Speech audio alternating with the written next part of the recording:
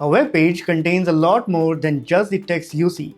There is metadata, headings, links, images, canonical URLs, and other information that's often useful if you're building applications or AI workflows. Let's see what this tool extracts.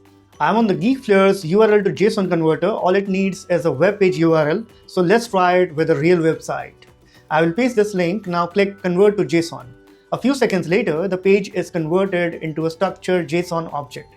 Instead of scraping the HTML yourself, you get the important parts already organized.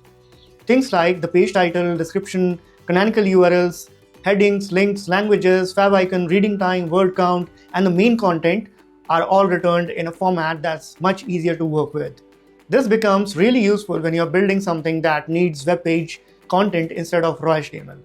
For example, AI applications, search indexing, content pipelines, internal tools, or automation that need structured data without passing the page manually. If you want to automate this, the same capability is available through the Geekflare's web scraping API.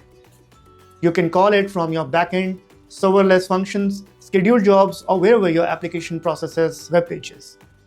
Geekflare also provides an MCP server. That means AI tools like Claude Desktop, Cursor, VS Code, and other MCP-compatible clients can retrieve structured web page data as part of an AI workflow, without you having to wire everything together yourself. That's the URL to JSON converter. Try it with a few different web pages and you will quickly see how much easier structured content is to work with than just the raw HTML.